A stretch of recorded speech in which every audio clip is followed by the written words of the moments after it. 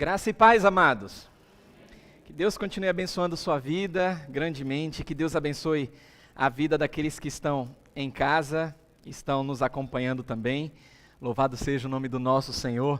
É uma honra poder adentrar o seu lar, onde quer que você esteja, você que nos acompanha sempre através do online e também tem dado um feedback aqui. Diz aí se o som está ok, se está tudo chegando aí como deve chegar. Eu confesso, irmãos, que eu ainda estou me recuperando da alegria que foi o último final de semana aqui na nossa igreja, viu?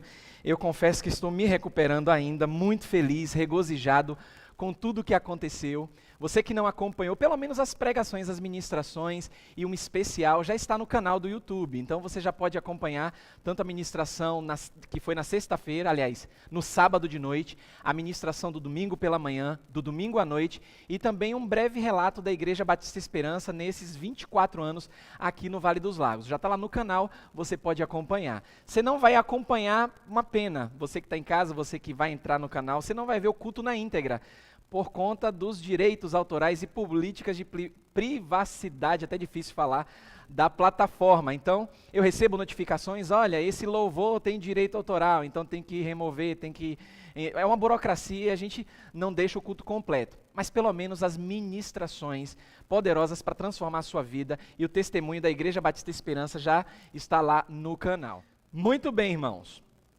Deus abençoe a todos. Nós estamos em Mateus capítulo 11. Você tem aí? Diz assim a palavra do Senhor a partir do versículo 1.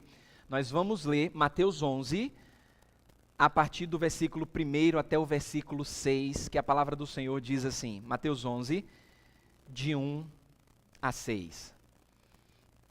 E aconteceu que, acabando Jesus de dar instruções aos seus 12 discípulos, partiu dali a ensinar e a pregar nas cidades deles. E João, ouvindo no cárcere falar dos feitos de Cristo, enviou 2 dos seus discípulos a dizer-lhe: És tu aquele que havia de vir, ou esperamos outro? E Jesus respondendo disse-lhe: Ide e anunciai a João as coisas que ouvis e vedes. Os cegos veem, os coxos andam, os leprosos são limpos, e os surdos ouvem. Os mortos são ressuscitados, e aos pobres é anunciado o evangelho. E bem-aventurado é aquele que não se escandalizar em mim. Feche seus olhos e ore comigo. Pai santo e querido Deus, obrigado, Jesus. Obrigado, Pai amado, por este dia. Mais uma vez te agradecemos, Senhor, por tuas misericórdias. A tua palavra revela que elas são novas a cada manhã e é a causa de não sermos consumidos, Senhor. Na verdade, são a causa de não sermos consumidos, pois as tuas misericórdias são muitas, elas não têm fim. Obrigado, Jesus, por estarmos mais uma vez adorando ao Senhor, podendo ouvir a tua voz através da tua palavra e sendo alimentados, Senhor, por essa tremenda e poderosa palavra que não volta vazia.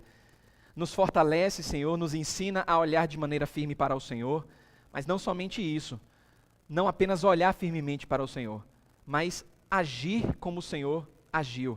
É muito importante, Senhor, olhar para o Senhor e fazer como o Senhor fez. E claro que para isso precisamos da ação do Espírito Santo. Obrigado, Senhor. Louvado seja o teu nome. Fala conosco de maneira muito clara, pois queremos escutar a tua voz e por isso oramos no nome de Jesus. Amém e amém. Irmãos, eu não sei se acontece com vocês, mas, por exemplo, eu estava refletindo nessa semana e eu busquei no HD da minha mente algumas coisas do passado, principalmente na minha juventude. Não que eu seja uma pessoa velha, eu sou jovem, mas no início da minha juventude. E Deus me fez lembrar de algumas coisas, mesmo que a Bíblia diga que as coisas velhas passaram, não significa que isso vai me trazer uma espécie de amnésia cristã. Mas, pelo contrário, vai me fazer olhar para trás e ver onde eu errei em alguns momentos e como eu posso melhorar com a ajuda de Deus, corrigindo muitos erros do passado com a ação sobrenatural do Espírito Santo. E na palavra de Deus, a Bíblia e o Espírito Santo me fez lembrar de algo que eu, Marcelo, eu criava e me frustrava quando não era correspondido. A dita e a chamada expectativa. Por exemplo, sempre que havia uma mudança de série na escola, era algo muito novo, e a gente colocava uma expectativa muito grande nos professores. Eu estudei no antigo, não sei se ainda tem esse nome, na Escola Getúlio Vargas. Eu fiz o meu primário ali, não sei como é que se fala hoje, mas a minha terceira e quarta série do primário foi na Escola Getúlio Vargas, e da quarta série para a quinta série já tem uma transformação e uma mudança de professores. Afinal de contas, era o ginásio, estava adentrando no curso ginásio. E sempre vinha aquela expectativa, novos professores, novos assuntos. E geralmente, nos primeiros dias de aulas, eu ficava frustrado, porque alguns professores não correspondiam à minha expectativa. Eu não sei se já aconteceu isso com você, na escola, no trabalho, mudança de chefe, ou no ambiente que você está, até na vizinhança. Você projeta uma expectativa e, de repente, aquela expectativa ela não é atendida. No meio político acontece isso ao longo dos anos, você coloca uma projeção de expectativa, e em vários setores da política, deputado, governador, vereador, presidente, não importa, você acaba se frustrando. Por ser cristão, algumas pessoas até dizem assim, é por isso que eu não coloco as minhas expectativas em quem? No homem. Não coloco a minha expectativa no homem. Por que você não coloca expectativa no homem? Porque o homem é falho. Se isso acontece no setor humano, qual é a solução para a gente não ficar frustrado? Fazer o que com as nossas expectativas? Colocar em Jesus, colocar no Senhor. Por quê? Porque Ele não falha. Não é homem para que minta, e nem filho do homem para que se arrependa. Que mais? Você coloca a sua expectativa em Jesus, por que mais? Porque Ele não falha? Tudo bem, a gente conhece. Mas em relação a você? Você confia nele? Beleza, ótimo. Que mais? Ele pode frustrar suas expectativas? Não. Aí é que está. Pode. Eita, o pastor está trazendo aqui que Jesus pode frustrar minha expectativa? Pode.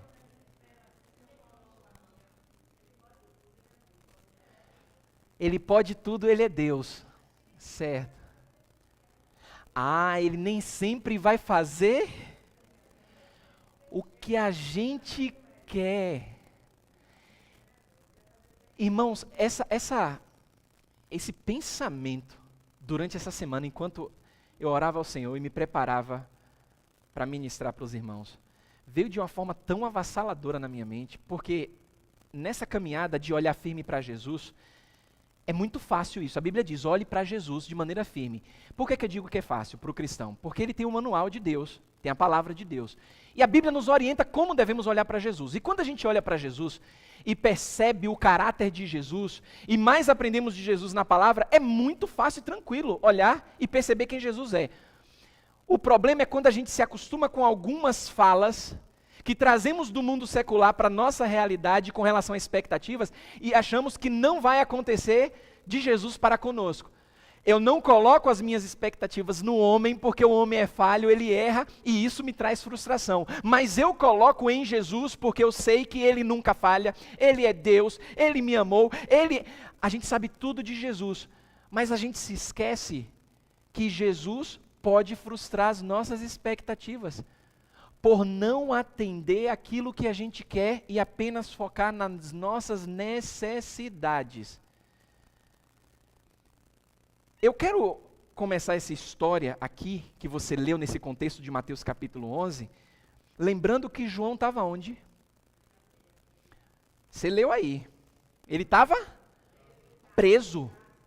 João estava no cárcere. E as notícias a respeito de Jesus, elas estavam chegando no cárcere. Irmãos, João não tinha celular, João não tinha internet, João não tinha um sistema de jornal da época que ele pudesse estar informado a respeito de Jesus. Mas de forma sobrenatural e de forma providencial, não miraculosa, e nós já aprendemos aqui, até o Pedro pregou aqui a esse respeito recentemente, a respeito do que é milagre e do que é providência. De forma providencial, as informações a respeito de Jesus estavam chegando no cárcere. E mesmo no cárcere, ele ouvia histórias do que Jesus estava fazendo.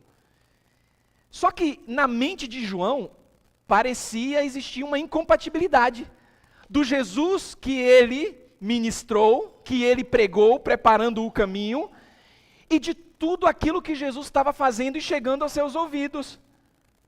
Era aquele famoso telefone sem fio. Pera lá, eu estou ouvindo a respeito de um Jesus que eu não preguei. Eu preguei sobre esse Jesus, mas não esse Jesus dessas informações que está chegando ao meu ouvido. Porque, irmãos, o Messias que João Batista ele descrevia nas suas pregações era um Messias de anúncios proféticos. Era alguém de ira. Era um Jesus de julgamento. João, ele tinha proclamado às multidões com ênfase num sermão de cajadada. E João estava se arriscando e arriscou a própria vida a anunciar esse Cristo. Abra a sua Bíblia em Lucas, no capítulo 3. Olha que coisa interessante. Lucas capítulo 3. Fique com o dedo em Mateus porque a gente vai passear lá e cá, lá e cá. Em Lucas capítulo 3, num trecho dessa pregação de João, olhe como João apresentava o Messias.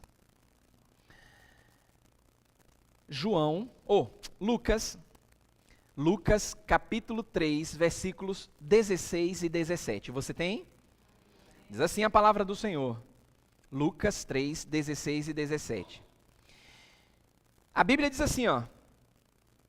Vem o que é mais poderoso do que eu, do qual não sou digno de desatar-lhe a correia das sandálias. Está falando de quem, irmãos? De Jesus. Aí ele diz o que Jesus fará. Jesus, fará o quê? Olha que coisa tremenda. Jesus vos batizará com o Espírito Santo, mas não somente com isso. Com o que mais? Com fogo. E aqui é muito importante lembrar que nesse contexto aqui não tem nada a ver daquele fogo. Senhor, derrama fogo. É uma igreja calorosa, fervorosa, tem um fogo de Deus. Esse fogo aqui, irmãos, é juízo. Nesse contexto aqui é juízo. Lucas está definindo muito bem que Jesus, pela boca de João, aquele que iria preparar o caminho do Messias, está falando, olha, Jesus, ele vos batizará com o Espírito Santo e também com fogo. Diz mais a respeito de Jesus. A sua pá ele tem na mão. Para fazer o que, irmãos? Para limpar completamente a sua eira e recolher o trigo onde? No seu celeiro. Ao outro lado da moeda. Porém, Jesus queimará o quê? A palha com fogo. Aqui é juízo. Olhe como isso é forte. Então, João, você conhece muito bem o discurso de João e a pregação, e ele está dizendo, Jesus fará tudo isso. Esse é Jesus, ele vai fazer tudo isso. Se arrependam, raça de víboras, vocês têm que se arrepender enquanto há tempo, porque eu não sou digno de desatar sandálias daquele que é poderoso, daquele que vai batizar você com o Espírito Santo e com fogo. E era assim que João pregava, não era nenhum discurso mansinho, suave, era um discurso de ira, era um discurso de juízo. Só que era um Jesus diferente do anunciado para aquele momento. Esse Jesus de Nazaré estava andando pela Galileia, não estava limpando a sua eira espiritual, não estava queimando a palha com fogo inextinguível. Pelo contrário, esse Jesus, ele estava curando doentes e pregando o evangelho, pregando boas novas de salvação. Eu fico imaginando a cabeça de João preso. Porque, pera lá, eu estou aqui, não sei o que está acontecendo, e vocês vêm me dizer que tudo aquilo que eu fiz foi em vão? Jesus, aparentemente frustrando a expectativa de um pregador, e frustrando a expectativa de muitos. Porque, irmãos, ao ouvir isso, é natural que João quisesse um esclarecimento dessa contradição que estava acontecendo. Aí o que é que João faz? Isso aqui me deu um nó na cabeça durante a semana, porque João era considerado como um arruaceiro, um perturbador da fé cristã para a época. E ele foi preso por conta disso. Mas mesmo assim, de forma providencial, João tinha acesso aos discípulos de Jesus para mandar e receber recado. É como um presidiário nos dias de hoje que tem acesso a celular, que consegue se comunicar e até algumas, eu estou falando no sentido oposto, claro, algumas organizações muito bem estabelecidas que conseguem controlar todo o seu negócio mesmo estando presas. João tinha informações e mesmo assim ele envia 2 dos seus seguidores para entender o que era que estava acontecendo.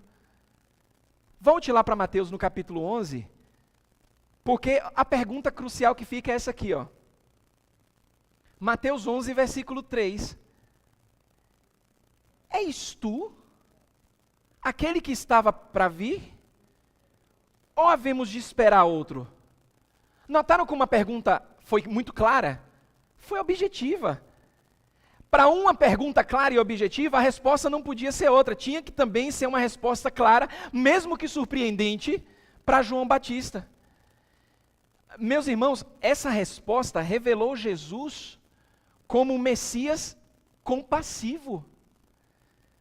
Essa resposta revela Jesus tudo aquilo que as Escrituras falavam a respeito de Jesus. É por isso que é muito importante, eu não posso apenas me contentar com parte da palavra de Deus. Toda a Escritura, ela é inspirada por Deus. Se eu pego só trecho das Escrituras, por mais que eu tenha boa intenção, eu vou desenvolver uma doutrina de homens. Toda a palavra de Deus, ela é útil para me ensinar. Então eu tenho que olhar para a palavra de Deus como completa. Eu não posso pegar esse trecho aqui, me agrada. Eu gosto desse Jesus, eu gosto de Jesus dessa forma, porque Jesus tem que ser assim, e a gente tem que colocar uma ideia na realidade, para a realidade da população, que Jesus é assim assado. Irmãos, Jesus é um conjunto de perfeição que a gente não consegue mensurar. É a perfeição da justiça, é a perfeição da ira, é a perfeição do amor, é a perfeição da longanimidade, é a perfeição de tudo aquilo que é derramado nas nossas vidas por meio do fruto do Espírito. Mas algumas pessoas ainda insistem em rotular Jesus por suas conveniências, e não foi diferente com João. Os homens, e você falou aqui, a gente não coloca os olhos, as expectativas nos homens porque eles são falhos. João era falho também. João era falho. Mesmo sendo o precursor daquele que prepararia o caminho do Messias, ele criou expectativas, irmãos. Davi, homem segundo o coração de Deus, falho. Próprio Adão e Eva no paraíso, criados perfeitos no paraíso, falhos. Todos nós somos falhos. Mas quando nós olhamos para a completude de Jesus, aprendei de mim, olhai para as Escrituras, porque elas mesmas testificam de quem? De Jesus. Quando a gente começa a aprender de Jesus, de Gênesis a Apocalipse, a gente vê que é um conjunto de perfeição que a nossa mente não consegue mensurar. Então, essa resposta a respeito do que estava acontecendo, nada mais é daquilo que estava predito pelos antigos profetas. Abra sua Bíblia em Isaías 35. Agora vá para 740 anos antes de Cristo. Isaías capítulo 35, versículos 5 e 6.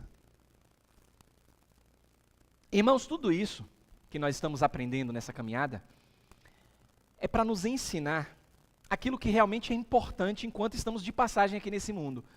Que não somente olhar para Jesus de maneira firme, mas agir como Jesus. Em Isaías capítulo 35, versículos 5 e 6, você tem? Diz assim a palavra do Senhor. Isaías 35, versículos 5 e 6. Então os olhos dos cegos serão o quê, irmãos? Serão abertos. E os ouvidos dos surdos se abrirão. Então os coxos saltarão como servos, e a língua dos mudos cantará, porque as águas arrebentarão no deserto e ribeiros no ermo. Avance um pouquinho ainda em Isaías, capítulo 61. Isaías 61, versículo 1. Olha que coisa maravilhosa nós temos aqui. O Espírito do Senhor está sobre mim, porque o Senhor me ungiu para fazer o quê? Pregar o Evangelho aos mansos. Jesus, aqui é profecia a respeito de Cristo. Enviou-me a restaurar o quê? Contritos de coração, a proclamar liberdade aos cativos e a abertura de prisão aos presos. Volte agora para Mateus capítulo 11, irmãos, porque assim, Jesus, a sabedoria de Jesus é tão maravilhosa. Eu assisti por 2 vezes a pregação do pastor Carlos André, tanto aqui presente, como no online. Se você não assistiu, assista também. E algo que ele fala que a sociedade cristã, a comunidade cristã está tão carente, é da sabedoria. Jesus nos ensina com uma sabedoria que envolve amor e justiça de uma forma tão constrangedora, que a gente está num contexto em que João, que preparou o seu caminho, está preso, mas não entendia que aquele Jesus que ele anunciava estava agindo de maneira contrária àquilo que ele pregava, boa parte. Então vai lá, olha, vocês são discípulos também, vai lá, pergunta lá se é esse o Jesus que eu estava ministrando, porque senão eu joguei meu tempo fora, estou aqui perdido, agora eu quero saber. Vai lá, pergunta, eu preciso de explicação, eu estou frustrado, agora eu estou frustrado, vai lá. Irmãos, no capítulo 11, versículos 4, 5 e 6, Jesus responde ao questionamento deles. João mandou o questionamento, olha a resposta de Jesus, olha que coisa maravilhosa. Versículo 4, ide e anunciai a quem? A João. Ele poderia simplesmente dizer assim, ó, João está preso? Jesus sabe de todas as coisas, ele é onisciente. Ah, João está preso? Agora mesmo, apenas com a minha palavra, a cela será aberta e ele será solto. Não.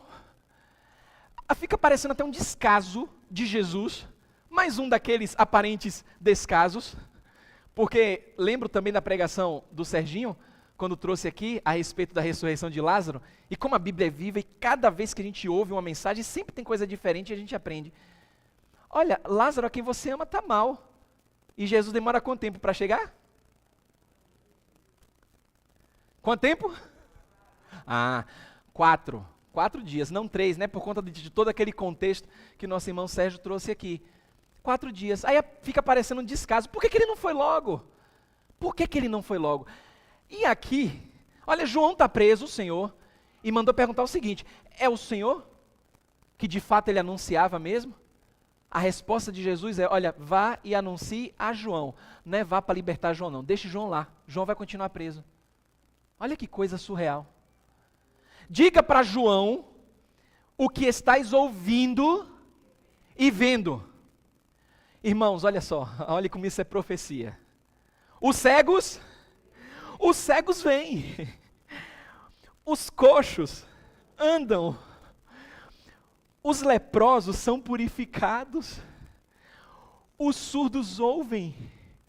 Não somente isso, os mortos são ressuscitados.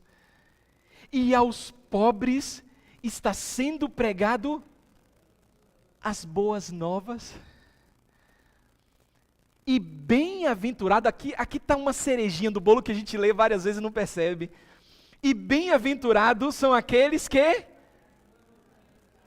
não achar motivo de tropeço em mim. A gente volta para o começo, irmão. Sabe o que é isso aqui? Expectativa frustrada.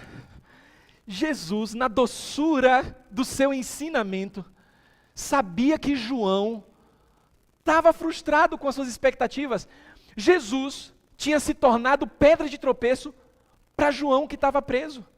É como se Jesus, conhecendo, e ele conhece o coração de João, ele estava dizendo, olha, diga para João ficar tranquilo, que ele não precisa ficar escandalizado em mim.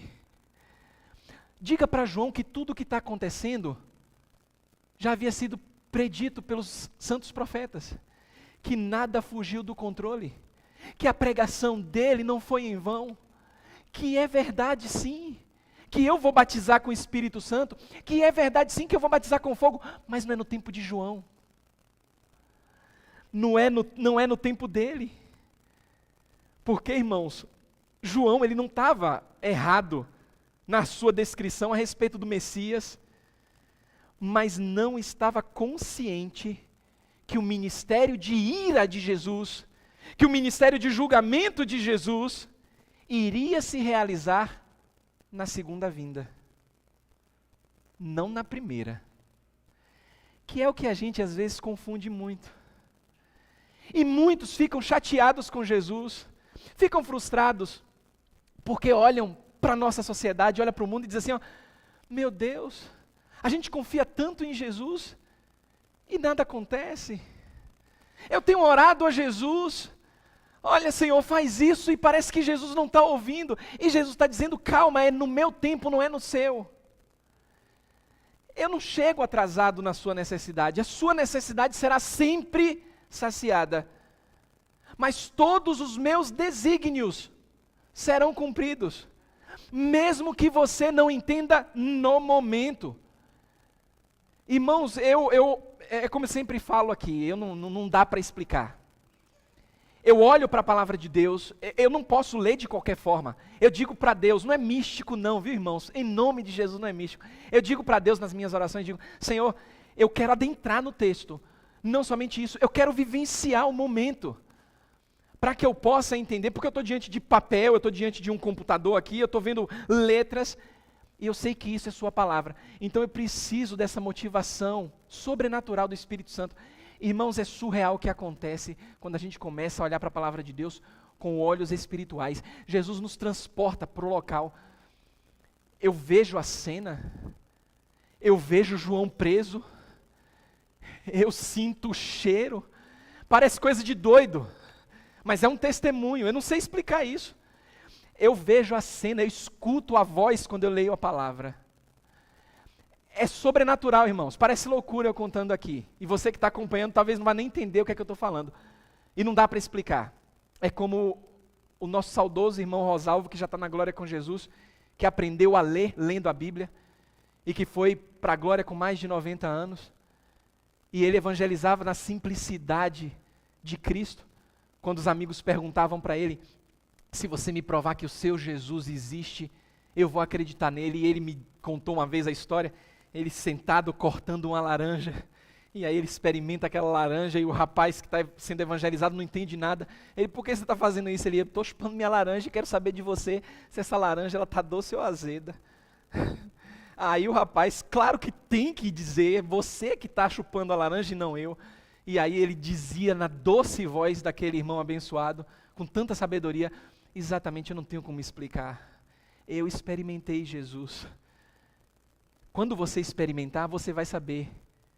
É a mesma coisa, irmãos. João, ele estava frustrado ali, e mesmo assim Jesus não o libertou da prisão. Disse para ele ficar tranquilo, não se escandalizar nele, que tudo estava dentro do controle do Senhor. O que Jesus estava fazendo com essa resposta, dada aos discípulos que foram lá perguntar, para levar o leve trás, estava assegurando a João, que mesmo ele estando preso, Jesus de fato era o Messias. Que o caráter do Messias, na primeira vinda, focava em compaixão. Irmãos, estamos aguardando a segunda vinda de Jesus. Então eu tenho que olhar de acordo com a realidade do meu tempo e todo o ensinamento dentro da primeira vinda de Jesus. Porque senão a gente vai começar a projetar nas nossas vidas, de acordo com os nossos interesses, coisas que Jesus nem fez ainda, que estão reservadas para tempos futuros, e vamos dizer, olha, não, eu faço isso porque eu olhei para a palavra e meu Jesus é assim. Nós não somos Jesus. Apesar de sermos cristãos, e a Bíblia fala que cristãos são pequenos cristos, nós não podemos comparar o nosso amor ao amor de Jesus. Não podemos comparar a nossa justiça à justiça de Jesus. Nós não podemos comparar o nosso jeito ao jeito de Jesus. Porque ainda estamos no processo, irmãos. Aquele que começou a boa obra em vós, há de aperfeiçoar, é futuro, não aconteceu ainda, não terminou ainda, na verdade. Somos falhos. Jesus, ele era identificado por essa compaixão nessa primeira vinda. Ele estava explicando claramente a João que essas marcas da compaixão era aquilo que o identificava como Messias nessa primeira vinda. E isso tudo tinha sido profetizado muito antes, só que João tinha se esquecido. A gente tem que olhar para a palavra de Deus e entender que essa compaixão de Cristo, ela faz parte das nossas vidas também. Mas de que forma? Quando eu olho para Jesus fixamente, firmemente, eu não posso me contentar apenas com o que ele fez. Se eu sou imitador de Cristo, eu tenho que fazer como ele fez. Não olhar para Jesus e dizer, é lindo, Jesus é maravilhoso, ele fez isso, tremendo. Eu preciso fazer igual. E como é que eu posso fazer igual? Se eu tenho o Espírito Santo habitando em mim, se você tem o Espírito Santo habitando em você, você tem que entender o significado de compaixão, que é marca característica da primeira vinda de Jesus. A gente fala muito em evangelismo, fala muito em convidar pessoas.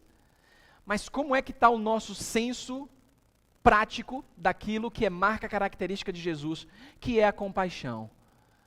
João estava preso, João Batista. Jesus poderia ter dito, vamos lá libertar João, ou simplesmente onde ele estava, João vai sair, para que João comece a desconstruir, em parte, aquilo que ele pregava. Não. Ele não tirou a razão de João, mas ele disse, olha, o foco agora é compaixão, é arrebanhar, é trazer o povo, é anunciar, é amar, é viver de fato uma compaixão sobrenatural. Mas como é que a gente pode fazer isso? Porque Jesus, diante de tudo aquilo que a sociedade rejeitava, e até os cristãos da época, por conta da pregação de João, lembra que certa vez Jesus falou assim, ó, a Bíblia diz assim, ó, muitos dos seus discípulos já não mais o seguiam. E aí Jesus disse assim, ó, viram o que fizeram? E vocês vão fazer o quê? E aí uma pessoa levanta e diz assim, ó, Senhor, para onde iremos nós, se só Tu tem palavras de vida eterna? Nunca parou para pensar por que a Bíblia revela que muitos dos seus discípulos deixaram de seguir? É aquela frustração, aquela expectativa não correspondida. E se a gente quer aprender mais de Jesus e estender essa compaixão, temos que olhar firmemente para Jesus e fazer como Ele fez. Como foi essa compaixão na prática enquanto João estava preso? Porque isso aqui deu um nó na cabeça de João. A mensagem volta para João. Mas e agora? O que é que a gente vai fazer? João está preso, eu estou solto. A gente não tem mais aquele homem incisivo pregando daquela forma. E agora, o que vamos fazer? Pai Santo e querido, obrigado, Jesus. Louvado seja o Teu nome, Senhor. Louvado seja o Senhor por Tua maravilhosa palavra, essa doce palavra, mas não subestimada porque ela é poderosa, Senhor. Ela nos ensina na simplicidade de Cristo e ela transforma o nosso caráter.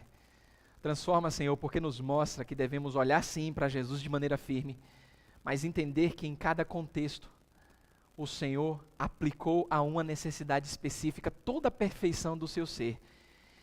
E olha, Senhor, como a Tua Bíblia fala que nós estamos como peregrinos nesse mundo e que a obra que o Senhor começou em nós há de ser aperfeiçoada até o dia de Cristo, nós nos envergonhamos muitas vezes quando olhamos para o nosso passado, olhamos para trás, até durante a caminhada cristã, o quanto nós precisamos mudar, Senhor, o quanto precisamos dessa transformação, para entender que a Tua justiça, ela é fato, e que a Tua compaixão é plena e contagia, Senhor.